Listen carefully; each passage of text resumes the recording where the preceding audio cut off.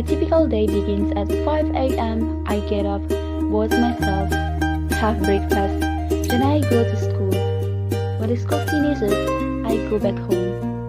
Hi, 7th graders! It's Miss Ocha here. Now we enter to the second topic.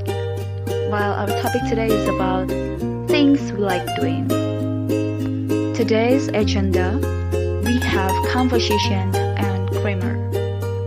While in conversation, we focus on sport, daily routines and habits. While in grammar, we only focus on present simple. Well, there is a video here which is talking about typical day. Chloe is chatting to her brother Reynard and his best mate Declan about her new friend. Chloe and Reynard's mom is working in Bali this week. As you watch the video, you will learn more something that using present simple. And in the next slide, we will continue to discuss about grammar and present simple.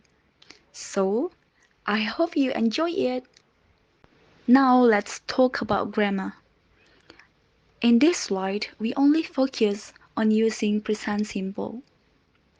We use the present simple to talk about repeated actions or events, permanent states or things which are always true. To find out more about the present simple, let's see the next slide. Actually, there are 6 components that we will discuss in present simple. The first is things which are repeated. The second one, adverb of time and frequency. The third one, permanent states. The next one, general facts. Next one, forming the present simple. And the last one is timetable future. We use the present simple to talk about things which are repeated every day, every week, every year, and etc. Here you can see the example. I usually get up at 5 o'clock. During this week, I have swimming practice on Mondays. I do taekwondo on Tuesdays and tennis on Thursday. We always go on holiday in the summer.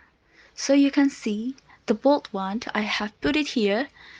From the first sample is get up, the second one have, the third one is do, and the last one is go. So those are pointing the using of simple present or present simple. Now we talk about adverb of time. For example, in the morning I go to school with my sister. So from the sentence, which one is the adverb of time? That's true. In the morning, because it shows about time's expressions. Well, you can see here there are some example. I put it on a slide, so I think you can improve it by making a sentence by using adverb of time. Well, I hope you understand about the using of adverb of time. Now we go on to adverb of frequency. Maybe first I'm going to give you the example. I usually get up at 7 o'clock. That's why I always come late to school. From the sentence, which one is showing adverb of frequency? Yeah, that's correct. The answer is always. So adverb of frequency is talking about repeated or habitual activities that usually only use with the present simple tense. While adverb of frequency tell us how often something happens. An adverb that describe definite frequency is one, such as weekly, daily, or yearly. While an adverb describing indefinite frequency doesn't specify an exact time frame. Example, sometimes, often, rarely. And here I put there are so many examples of definite and also indefinite adverb. And I put also the sentence. Maybe to learn more about adverb of frequency, you can check the slide. An example of definite adverbs that is usually go at the end of the sentence, like most definite time expressions. He checks his watch every minute. We can also put the adverb at the beginning of the sentence for strong emphasis. For example, every night we stay up late to study. An example of indefinite adverbs that is usually go in the middle of the sentence before the main verb, except the verb to be. She usually drinks coffee in the morning. I'm often on time. They generally study at the library. If there is an auxiliary verb and a main verb, the adverb goes between them. I can usually remember. He doesn't often cry. How can I use helping verbs to make my message more clear when I speak and when I write? An auxiliary verb or helping verb are used to support the main verb where the actions or linking in telling when something occurs in time or setting the mood or tone. There are many helping verbs in the English language that we use every day when we speak. Some of these verbs are also linking verbs if they are the main verbs being used in the sentence. To know more about auxiliary verb, you can click this link below.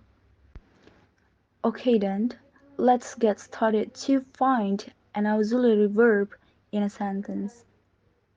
But before, we have to find the subject first, and then we find the main verb, while it consists of actions and linking verb.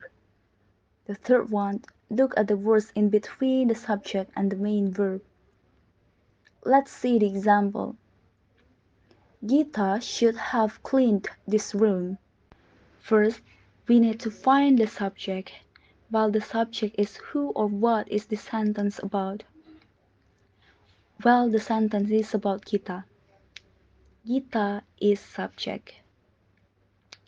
Next, we need to find for main verb what the actions or linking.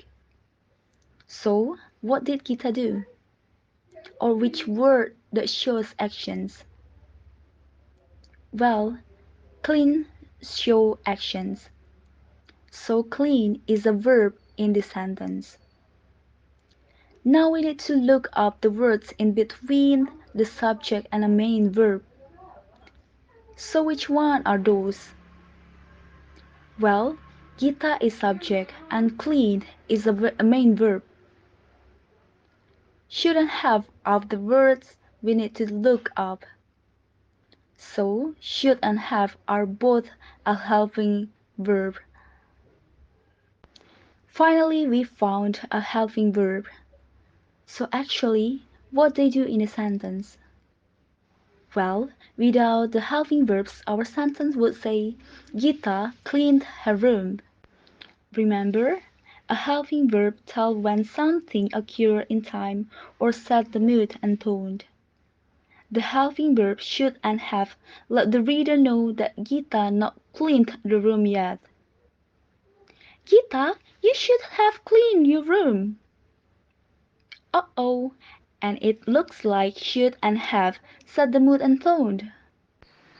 Okay, students, while Gita cleaned her room, let's see another example. The boys might play badminton in badminton court. So, according to you, from this sentence, which one is showing an auxiliary verb? Now we talk about permanent states.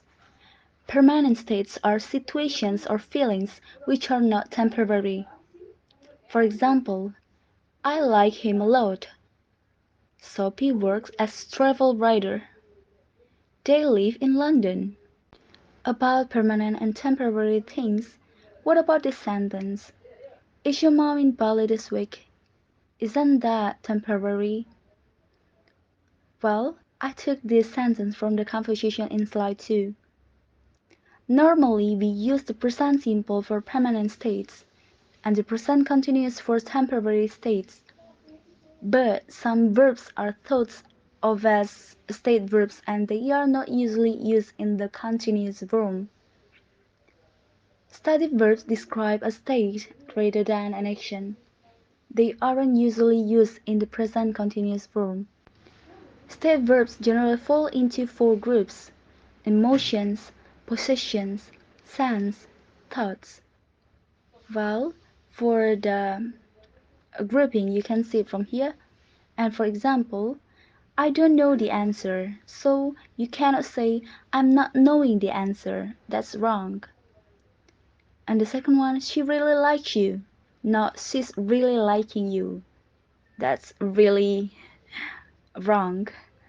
And the last one, he seems happy at the moment. Not he's seeming happy at the moment. General facts. We also use the present simple for general facts.